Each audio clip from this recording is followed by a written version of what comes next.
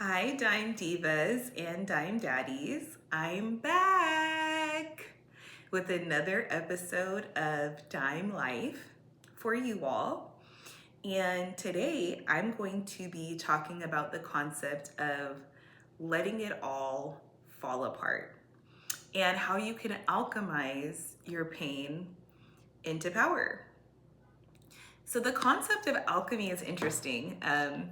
Basically, the idea is that you can take a piece of lead and make it into gold by adding different chemicals or adding different, ingredients or whatever the case may be.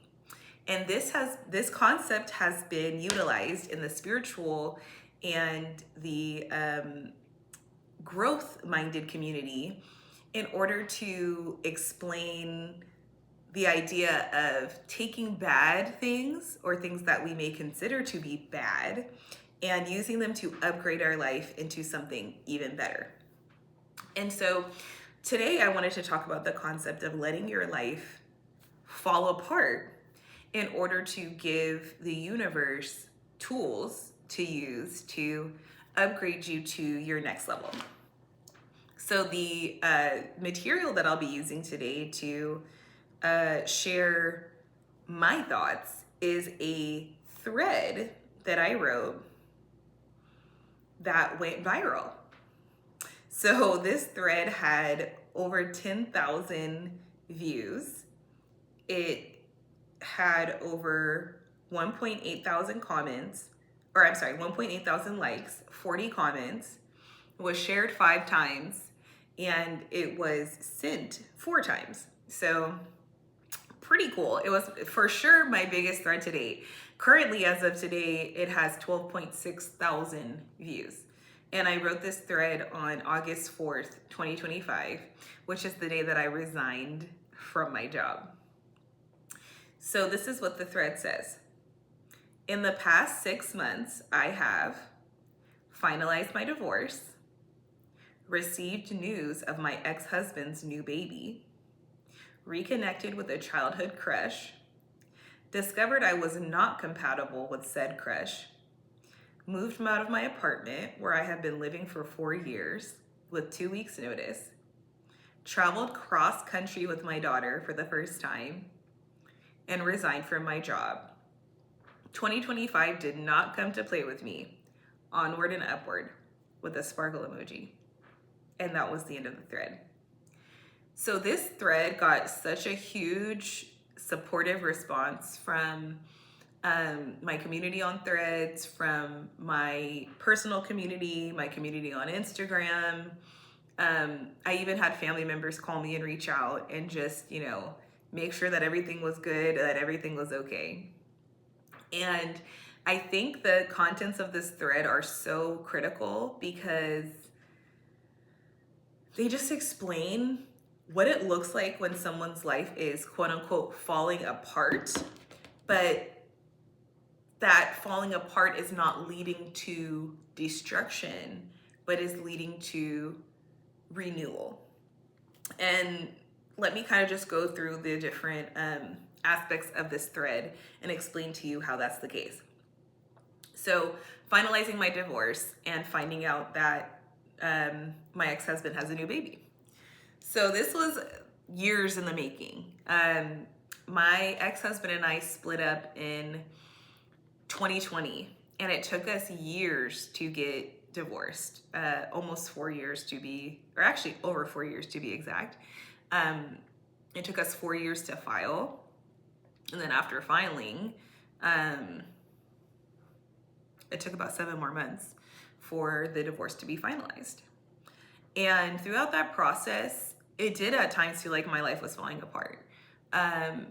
It required me to do an entire revamp of everything about my life. And I talked about that a little bit in the last episode of Dime Life. Now, finding out about my daughter's younger sister, that was a shock moment, right? No one is expecting news of a baby from their ex-husband. especially after the baby has already been born and is already here. But I think that was able to truly establish for me that I made the right choice in leaving my marriage. And it was able to establish for me that my ex-husband and I would be able to have a cordial, positive, and uplifting relationship no matter what.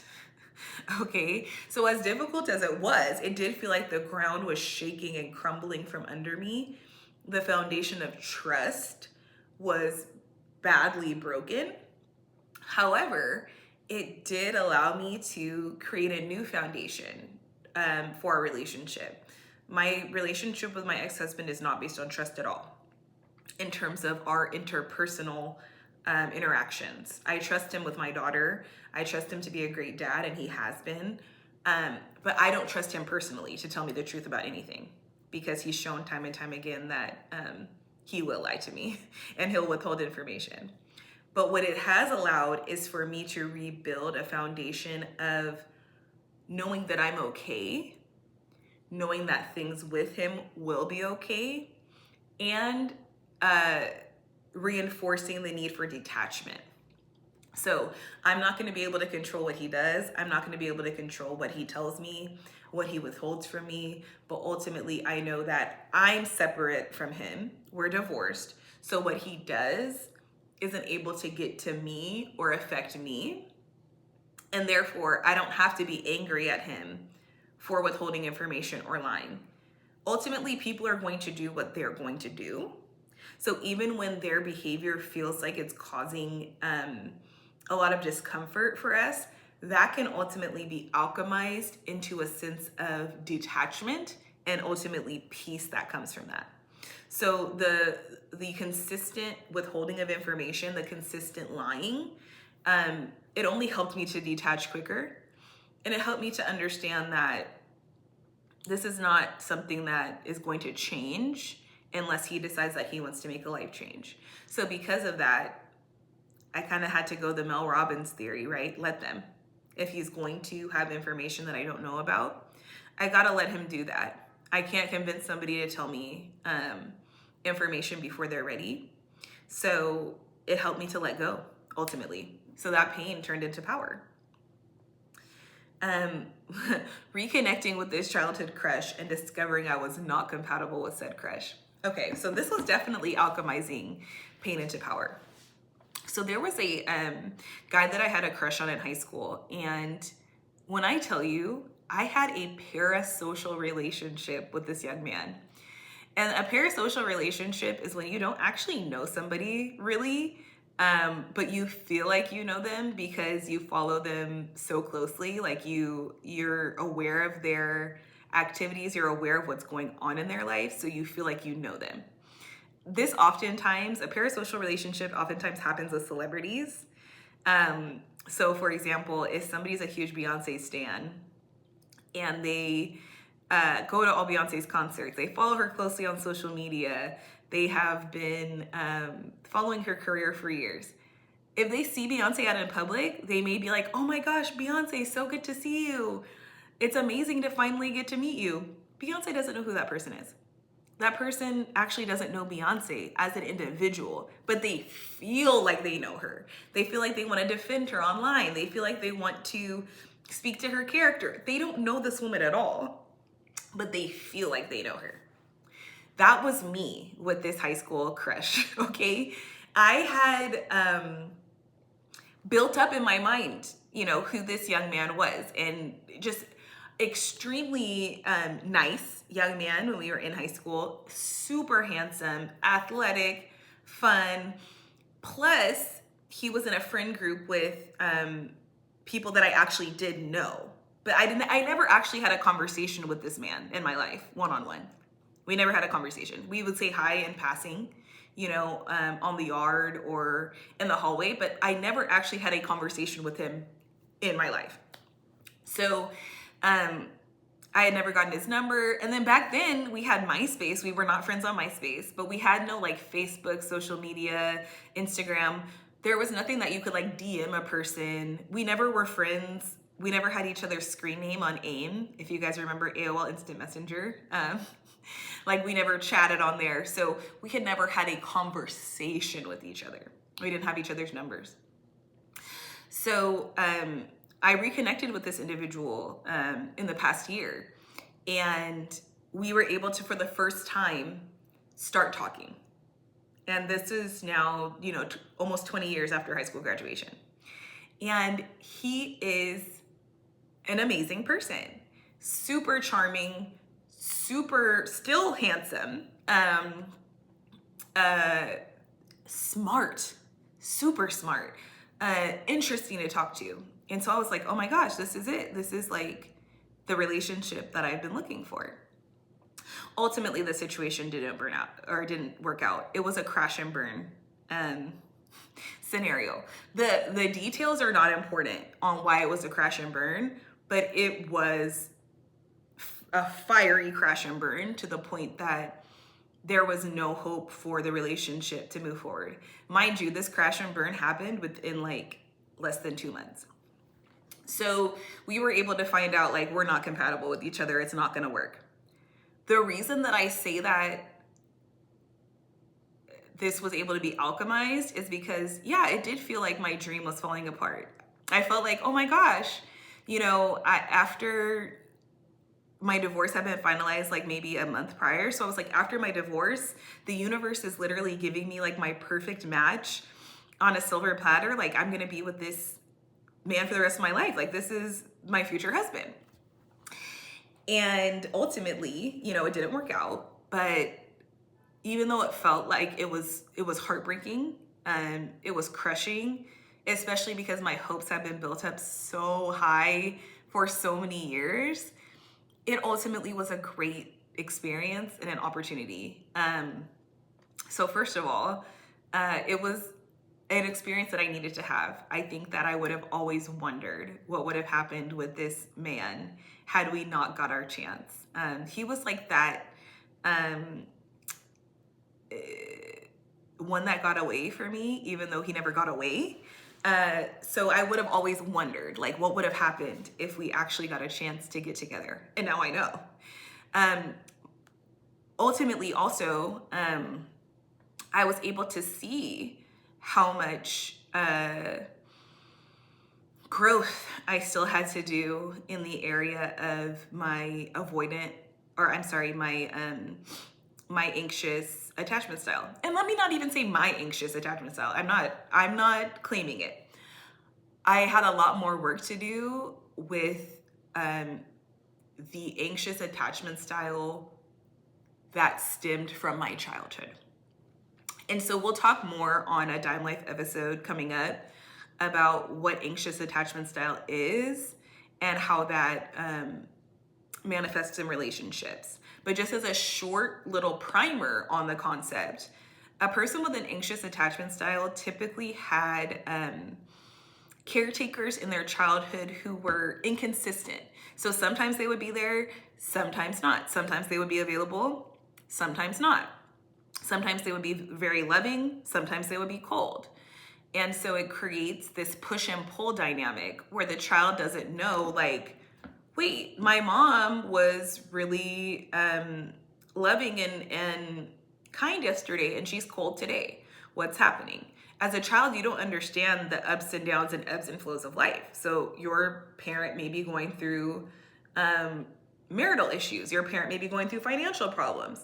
But as a child, you take that on and think, okay, well, there's something wrong with me.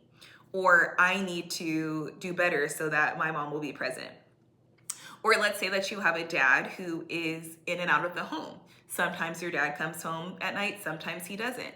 Sometimes he's there every night for dinner, then a week or two goes by that he's not there anymore. And you think, oh, well, daddy must not want to be here with us kids. We must be bothering him.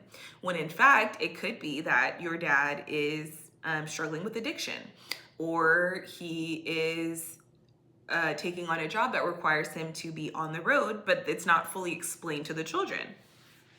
So in that scenario, a person with an anxious attachment style becomes an adult and they feel like if they don't hear from a person, let's say that a person texts them, they feel like the person doesn't like them anymore, when in reality that person might just be busy at work that day. Or they feel the need to constantly accelerate a relationship and be official with somebody even though they've only known them for a month. Or they're susceptible to love bombing.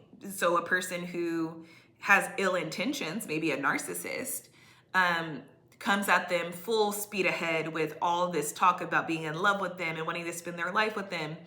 And they're able to be swayed because they're just craving that stability.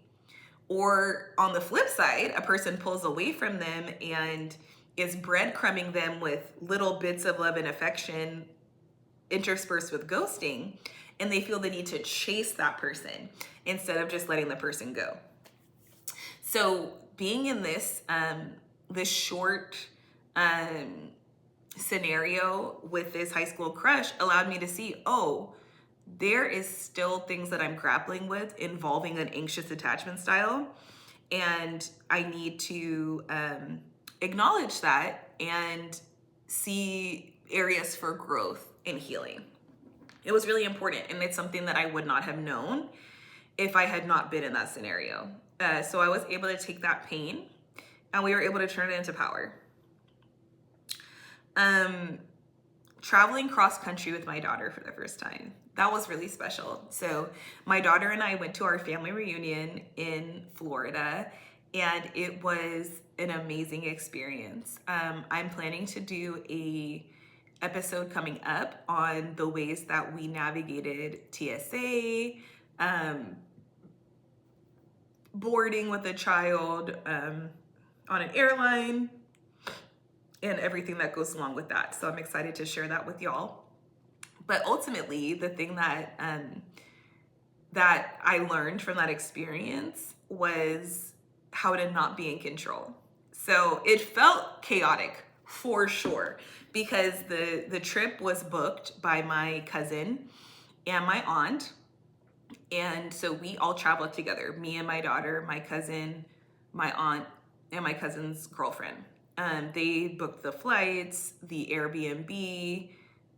They knew the family reunion itinerary. Really, all Maya did and I did, my daughter, is just all we did is just go ahead and pack our bags and show up. And so it did a little bit feel like my life was falling apart for that, because I was out of control. I'm typically the person that's the planner. I have the itinerary. I have all of the codes and the check-in and the login. And in this scenario, I didn't have any of that. I didn't even have our tickets on my phone. And so we were reliant on somebody else to do everything. And it was a beautiful experience. It was almost like I needed a primer and a lesson in receiving, being helped, having loved ones come and assist me with getting Maya onto the plane and getting our luggage together and making sure that we had a ride to and from the airport and making sure we had transportation while we were in Florida for the reunion. We were reliant on somebody for every step of the journey, and it was beautiful to be in that space. And I think it was important for me and for my daughter to see we're worthy. We're worthy of assistance. We're worthy of help. And finally, I resigned from my job. So maybe at another time, I will tell the story of what led me to resign from my job. But ultimately, this is the end of my journey in corporate America. And it feels really difficult because that was a big part of my identity for the last 5 years, is working in commercial litigation, working in this fast-paced world, working in the financial services industry, being at a Fortune 500 company, being at an AmLaw 100 firm. All of this prestige allowed me to see I am worthy, I am good at my job, I am valuable. And so letting go of that, the idea of letting go of that, it honestly almost feels like a death. And going back into entrepreneurship from getting a bi-weekly or bi-monthly paycheck. So getting paid every 2 weeks, getting paid a handsome salary, going back to working freelance and ultimately working for myself, it does feel scary. But that was my first journey out of law school, was doing my own entrepreneurship, having my own clients, taking on my own cases. Um, and it's something that I feel passionate about doing again. I feel like that is the calling on my life right now. And it's scary, but I was able to do it for the first 2 years of my career successfully. However, once I got pregnant with my daughter, I became a full-time stay-at-home mom. I did not work throughout my pregnancy, and I did not work when my daughter was a newborn up until her dad and I split. And I ultimately went back to work when she was about 11 months old. And I've been working in corporate ever since then. So I think this is my time to take that, almost death of a dream. And let me just say, it was a death of a dream, working in corporate and having that prestige, letting that dream die so that the true calling can live. Me being an entrepreneur, me having my own practice, and being able to help children and families in the special education field. Is something that I'm very, very excited for, but it took the death of that corporate dream to get me here. So I hope this glimpse into my life helped you to see that whatever things you're going through that feel like a death, or that feel like a dream is ending, or that feel like your life is falling apart, it is more than possible for you to take that pain and alchemize it into power. I'm excited for you. I'm proud of you for taking on this journey. I love you, and I'll see y'all next time. Bye.